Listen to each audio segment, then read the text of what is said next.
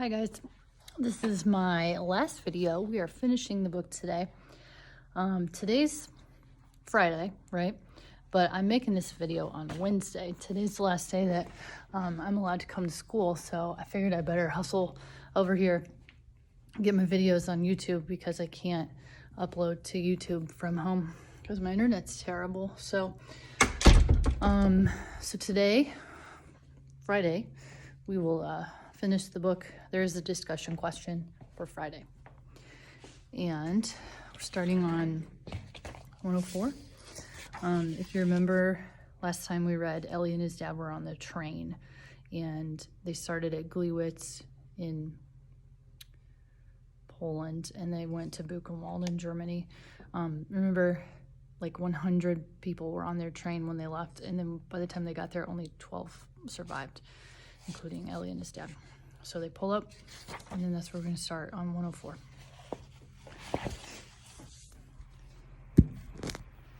At the entrance to the camp, SS officers were waiting for us. We were counted. Then we were directed to the Appelplatz. The orders were given over the loudspeakers. Form ranks of fives, groups of 100. 5 steps forward. I tightened my grip on my father's hand, the old familiar fear not to lose him. Very close to us stood the tall chimney of the crematorium's furnace. It no longer impressed us. It barely drew our attention. A veteran of Buchenwald told us that we would be taking a shower, and after we would be sent to different blocks. The idea of a hot shower fascinated me. My father didn't say a word. He was breathing heavily beside me. "Father," I said, "just another moment. Soon we'll be able to lie down. You'll be able to rest." He didn't answer. I myself was so weary that his silence left me indifferent. My only wish was to take the shower as soon as possible and lie down on a cot. Only it wasn't easy to reach the showers. Hundreds of prisoners crowded the area. The guards seemed unable to restore order. They were lashing out left and right to no avail. Some prisoners who didn't have the strength to jostle or even to stand sat down in the snow. My father wanted to do the same. He was moaning. "I can't anymore. It's over. I shall die right here." He dragged me toward a pile of snow from which protruded human shapes, torn blankets. "Leave me," he said. "I can't go on anymore. Have pity on me. I'll wait here until we can go into the showers. You'll come and get me." I could have screamed in anger. To have lived and endured so much, was I going to let my father die now that we'd be able to take a good hot shower and lie down? "Father," I howled. "Father, get up right now. You will kill yourself." And I grabbed his arm. He continued to moan. "Don't yell, my son. Have pity on your old father. Let me rest here a little. I beg of you. I'm so tired. No more strength." He had become childlike, weak, frightened, vulnerable. "Father," I said, "you cannot stay here." I pointed to the corpses around him. They too had wanted to rest here. "I see, my son. I do see them. Let them sleep. They haven't closed an eye for so long. They're exhausted, exhausted." His voice was tender. I howled into the wind. "They're dead. They will never wake up. Never. Do you understand?" This discussion continued for some time. I knew that I was no longer arguing with him, but with death itself, with death that he'd already chosen. The sirens began to wail, alert. The lights went out in the entire camp. The guards chased us toward the blocks. In a flash, there was no one left outside. We were only too glad not to have to stay outside any longer in the freezing wind. We let ourselves sink into the floor. The cauldrons at the entrance found no takers. There were several tiers of bunks. To sleep was all that mattered. When I woke up, it was daylight. That is when I remembered that I had a father. During the alert, I had followed the mob, not taking care of him. I knew I was running out of strength, close to death, and yet I had abandoned him. I went to look for him. Yet at the same time, a thought crept into my mind. If only I didn't find him. If only I were relieved of this responsibility, I could use all my strength to fight for my own survival, to take care of myself. Instantly, I felt ashamed of myself forever. I walked for hours without finding him. Then I came to a block where they were distributing coffee. Black coffee. People stood in line, whirled. A plaintive voice came from behind me. "Eliezer, my son, bring me a little coffee." I ran toward him. "Father, I've been looking for you for so long.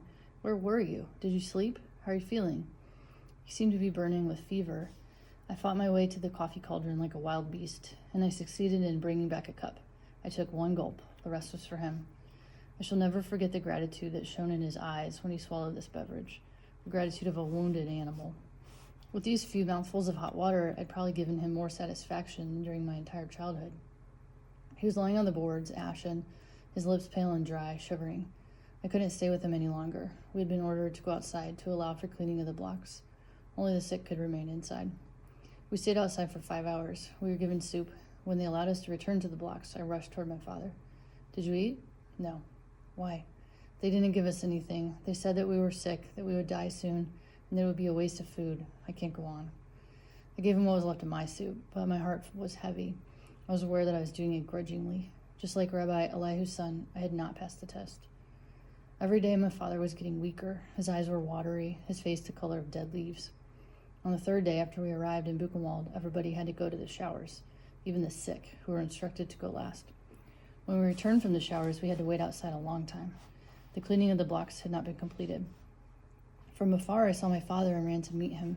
He went by me like a shadow, passing me without stopping, without a glance. I called to him. He did not turn around. I ran after him. Father, where are you running? He looked at me for a moment, and his gaze was distant, otherworldly, the face of a stranger. It lasted only a moment, and then he ran away.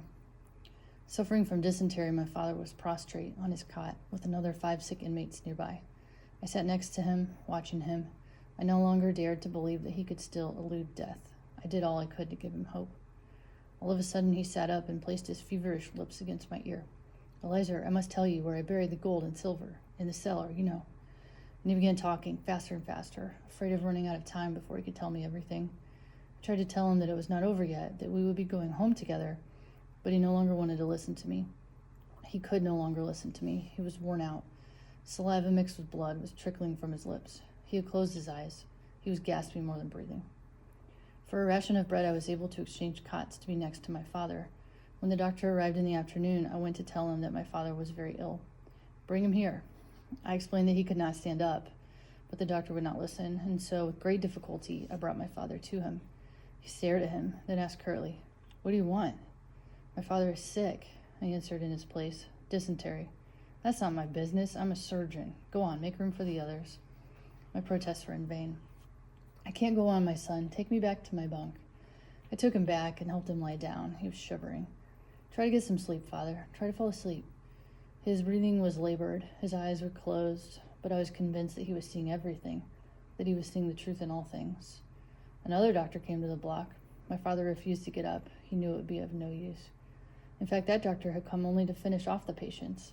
I listened to him shouting at them that they were lazy, good-for-nothings who only wanted to stay in bed. I considered jumping him, strangling him, but I had neither the courage nor the strength. I was riveted to my father's agony. My hands were aching. I was clenching them so hard. To strangle the doctor and the others, to set the whole world on fire, my father's murderers, but even the cry stuck in my throat. On my return from the bread distribution, I found my father crying like a child. My son, they're beating me. Who? I thought he was delirious. Him, the Frenchman, and the Pole. They beat me. One more stab to the heart, one more reason to hate, one last reason to live. Eliezer, tell them not to beat me. I haven't done anything. Why are they beating me? I began to insult his neighbors. They mocked me. I promised them bread, soup. They laughed. Then they got angry. They could not stand my father any longer, they said, because he no longer was able to drag himself outside to relieve himself. The following day, he complained that they'd taken his ration of bread. While you were asleep? No, I wasn't asleep. They threw themselves on me. They snatched it from me, my bread, and they beat me again. I can't go on, my son. Give me some water. I knew that he must not drink, but he pleaded with me so long that I gave in. Water was the worst poison for him, but what else could I do for him? With or without water, it would be over soon anyway. You at least have pity on me. Have pity on him, I, his only son. A week went by like that. Is this your father? Asked the Blockle test. Yes. He is very sick. The doctor won't do anything for him. He looked me straight in the eye. The doctor cannot do anything more for him, and neither can you. He placed his big, hairy hand on my shoulder and added, Listen to me, kid. Don't forget that you are in a concentration camp. In this place it is every man for himself, and you cannot think of others, not even your father. In this place there is no such thing as father, brother, friend. Each of us lives and dies alone. Let me give you good advice. Stop giving your ration of bread and soup to your old father. You cannot help him anymore. And you're hurting yourself. In fact, you should be getting his rations. I listened to him without interrupting. He was right, I thought deep down, not daring to admit it to myself. Too late to save your old father. You could have 2 rations of bread, 2 rations of soup. It was only a fraction of a second, but it left me feeling guilty. I ran to get some soup and brought it to my father, but he did not want it. All he wanted was water. Don't drink water, eat the soup. I'm burning up. Why are you so mean to me, my son? Water. I brought him water. Then I left the block for roll call, but I quickly turned back. I lay down on the upper bunk. The sick were allowed to stay in the block, so I would be sick. I didn't want to leave my father. All around me, there was silence now, broken only by moaning. In front of the block, the SS were giving orders. An officer passed between the bunks. My father was pleading. My son, water. I'm burning up. My insides. Silence over there, barked the officer. Eliezer, continued my father. Water. The officer came closer and shouted to him to be silent, but my father did not hear. He continued to call me. The officer wielded his club and dealt him a violent blow to the head. I didn't move. I was afraid. My body was afraid of another blow, this time to my head. My father groaned once more. I heard, Eliezer. I could see that he was still breathing and gasped. I didn't move. When I came down from my bunk after roll call, I could see his lips trembling. He was murmuring something. I remained more than an hour leaning over him, looking at him, etching his bloody, broken face into my mind. Then I had to go to sleep. I climbed into my bunk above my father, who was still alive. The date was January 28th, 1945. I woke up at dawn on January 29th. On my father's cot, there lay another sick person. They must have taken him away before daybreak and taken him to the crematorium. Perhaps he was still breathing. No prayers were said over his tomb, no candle lit in his memory. His last word had been my name. He'd called out to me and I had not answered. I did not weep, and it pained me that I could not weep, but I was out of tears. And deep inside me, if I could have searched the recesses of my feeble conscience, I might have found something like, free at last. I remained in Buchenwald until April 11th. I shall not describe my life during that period. It no longer mattered. Since my father's death, nothing mattered to me anymore. I was transferred to the children's block, where there were 600 of us. The front was coming closer. I spent my days in total idleness, with only one desire, to eat. I no longer thought of my father or my mother. From time to time I would dream, but only about soup, an extra ration of soup. On April 5th, the wheel of history turned. It was late afternoon. We were standing inside the block, waiting for an SS to come and count us. He was late. Such lateness was unprecedented in the history of Buchenwald. Something must have happened. 2 hours later, the loudspeakers transmitted an order from the camp commandant. All Jews were to gather in the Alpenplatz. This was the end. Hitler was about to keep his promise. Children of our block did as ordered. There was no choice. Gustav, the block test, made it clear with his club. But on our way, we met some prisoners who whispered to us, "Go back to your block. The Germans plan to shoot you. Go back and don't move." We returned to the block. On our way there, we learned that the underground resistance of the camp had made the decision not to abandon the Jews and to prevent their liquidation. As it was getting late and the confusion was great, countless Jews had been passing as non-Jews. The Lagerl test had decided that a general roll call would take place the next day. Everybody would have to be present. The roll call took place. The Lager commandant announced that the Buchenwald camp would be liquidated. 10 blocks of inmates would be evacuated every day. From that moment on, there was no further distribution of bread and soup, and the evacuation began. Every day, a few thousand inmates passed the camp's gate and did not return. On April 10th, there were still some 20,000 prisoners in the camp, among them a few hundred children. It was decided to evacuate all of us at once by evening. Afterward, they would blow up the camp.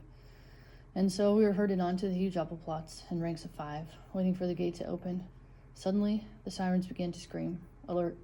We went back to the blocks. It was too late to evacuate us that evening. The evacuation was postponed to the next day. Hunger was tormenting us. We'd not eaten for nearly 6 days, except for a few stalks of grass and some potato peels found on the grounds of the kitchens. At 10 o'clock in the morning, the SS took positions throughout the camp and began to herd the last of us toward the Alpenplatz. The resistance movement decided at that point to act. Armed men appeared from everywhere, bursts of gunshots, grenades exploding. We, the children, remained flat on the floor of the block. The battle did not last long. Around noon, everything was calm again. The SS had fled and the resistance had taken charge of the camp. At 6 o'clock that afternoon, the first American tank stood at the gates of Buchenwald. Our first act as free men was to throw ourselves onto the provisions. That's all we thought about.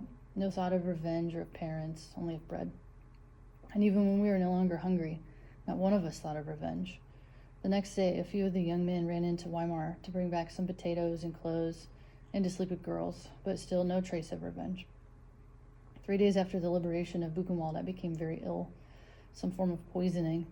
I was transferred to a hospital and spent 2 weeks between life and death. One day, when I was able to get up, I decided to look at myself in the mirror on the opposite wall. I had not seen myself since the ghetto. From the depths of the mirror, a corpse was contemplating me. The look in his eyes as he gazed at me has never left me. That's the end. All right, so if you're like, what happens now? What the heck's going on? What's with the ending? You could read the preface, the one that Ellie wrote at the beginning. You might check that out. It's got a little bit more info. And then also, if you ever get to go to a library ever again, you could read some of Ellie's other books if you're interested. Or you could just Google him. All right. I won't see you for a while, of course, but spring break, right? So even though it's spring break, I'm still going to be around. I'm not going anywhere.